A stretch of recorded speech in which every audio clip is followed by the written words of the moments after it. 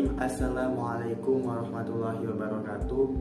Perkenalkan, nama saya Muhammad Fikri Haikal, mahasiswa dari UIN Sultan Maulana Hasanuddin Banten, jurusan Pengembangan Masyarakat Islam semester 2 kelas A dengan NIM 2015-311. Sebelumnya yang terhormat kepada Bapak Ahmad Fadil LCM Hum selaku dosen pengampu mata kuliah filsafat umum. Di sini saya akan menjalankan tugas ujian akhir semester, yaitu dengan berbentuk talk show, di mana talk show tersebut berisi tentang 3 esai yang dibuat oleh masing-masing mahasiswa-mahasiswi. Jadi langsung saja kepada esai yang saya buat. Di sini ada 3 esai. Esai yang pertama berjudul sikap mental atau jiwa. Yang kedua yaitu seorang pemula yang belajar filsafat, dan yang ketiga itu ada manusia. Langsung saja ke esai yang pertama. Esai yang pertama berjudul sikap mental atau jiwa. Sikap mental atau jiwa itu dibawa lahir seperti sikap pemurah atau sifat bakhil, dan bisa diperoleh dari kebiasaan seperti kejujuran dan ketidakjujuran. Karena akhlak hubungannya dekat dengan jiwa, maka ia juga membahas soal jiwa. Jiwa terbentuk dari jasmani dan mempunyai wujud tersendiri terlepas dari badan. Pembagian jiwa mempunyai 3 daya sama dengan pembagian yang diberikan. Terkadang seorang manusia juga selalu melampaui batasannya dalam bersikap. Seperti di zaman sekarang ini banyak sekali manusia yang sikapnya sudah melampaui batas. Contohnya anak kecil yang melawan kepada orang tua, pemuda yang melawan orang yang lebih tua, dan terlebih lagi ada yang sampai melukai atau membunuh orang tuanya karena tidak bisa menahan sikap tersebut.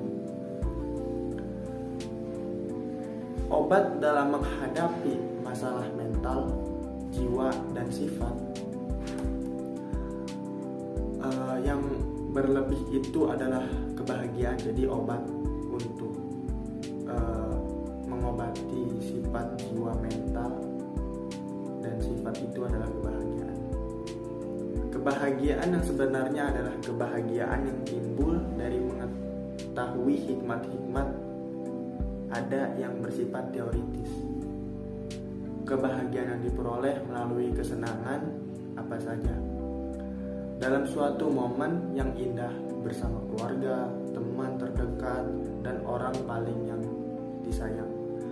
Adapun kebahagiaan yang diperoleh lewat ibadah seperti sholat, bersedekah, berzikir, dan lain sebagainya. Jadi akhlak menurut pemikiran atau pendapat tokoh filsuf yang bernama Ibnu Miskawayh. Jadi saya hubungkan dengan pemikiran tokoh filsuf yaitu Ibnu Miskawayh. Menurut Ibnu Miskawayh adalah sikap mental atau jiwa yang menimbulkan perbuatan tanpa pemikiran seorang manusia. Hubungan di antara penjelasan yang tadi saya paparkan dengan penjelasan pemikiran tokoh filsuf Ibnu Miskawayh ini adalah akhlak, di mana akhlak itu adalah sikap mental, jiwa, dan sifat seorang manusia, di mana seorang manusia itulah yang mengendalikan semuanya. Jikalau manusia melakukan perbuatan-perbuatan yang dilakukan tanpa memikirkan hal ke depannya, maka itu adalah hal yang tidak baik. Oleh karena itu, di zaman sekarang, mari kontrol semua akhlak dan menebarkan kebahagiaan kepada setiap orang. Esai yang kedua berjudul seorang pemula yang baru belajar filsafat, di mana orang ini adalah saya sendiri. Bagi saya mungkin seorang pemula atau yang disebut dengan seorang yang baru mengenal filsafat pasti terkejut dengan penjelasan ilmu dalam pelajaran tersebut. Semester 2 perkuliahan pun saya mendapatkan mata kuliah tersebut, di mana yang saya ketahui pelajaran filsafat umum itu adalah pelajaran yang kita tangkap dengan menggunakan logika. Logika seorang manusia tidak sampai kepada penjelasan materi filsafat, maka tidak akan mengerti dan akan terjadi salah paham. Pelajaran filsafat itu sering sekali dikenal dengan pelajaran yang bertentangan dengan agama dan pemikiran yang logis atau berlawanan. Padahal sebenarnya filsafat itu adalah pelajaran yang membuktikan sebuah kebenaran suatu hal yang tidak bisa terfikirkan oleh akal maupun pikiran. Oleh sebab itu, adanya pelajaran filsafat ini, kita semua dapat mengerti penjelasan yang tidak bisa kita pahami. Menjadi paham karena penjelasan dari pelajaran filsafat umum ini yang menggunakan sebuah logika.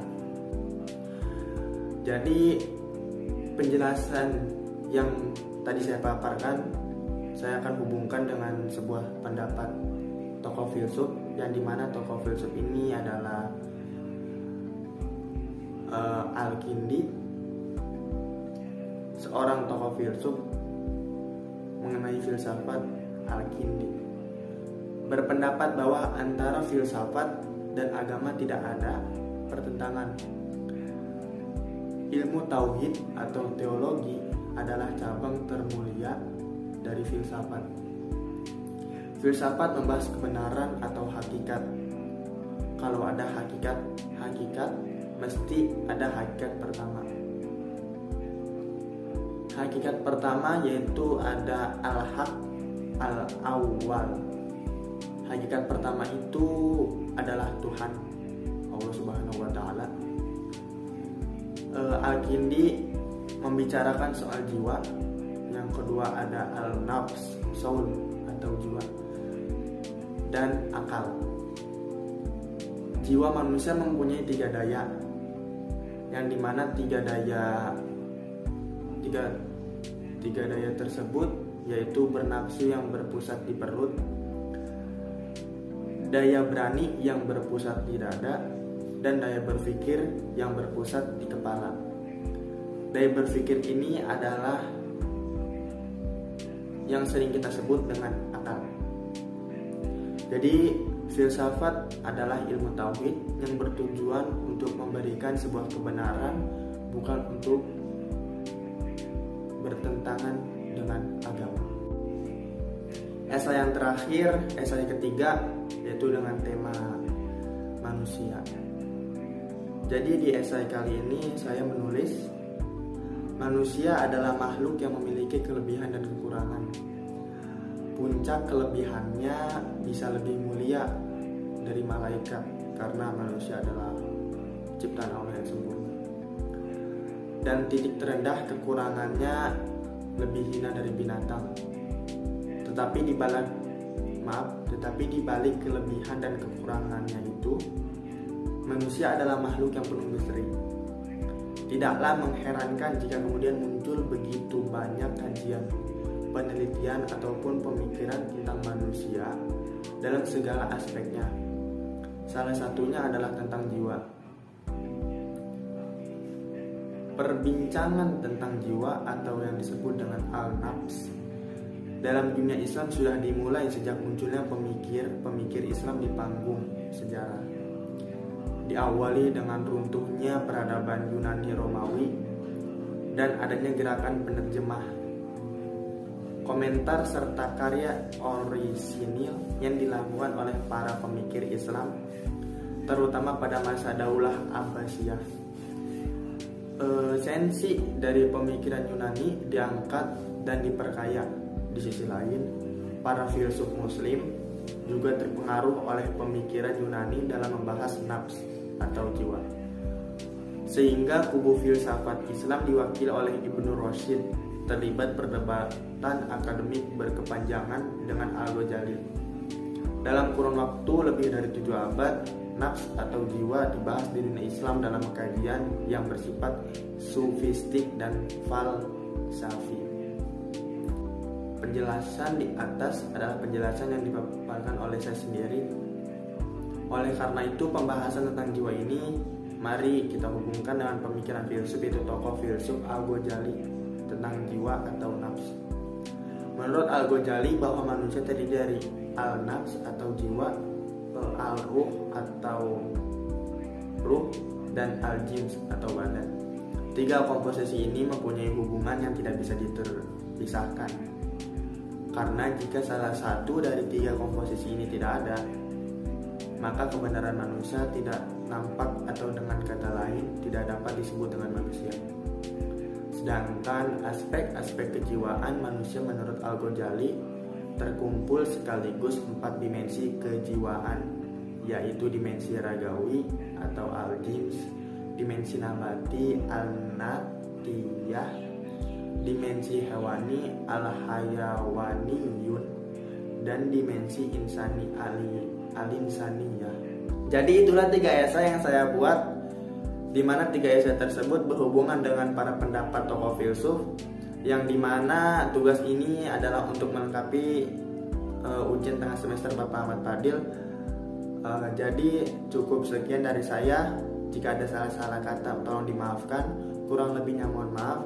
Wassalamualaikum warahmatullahi wabarakatuh.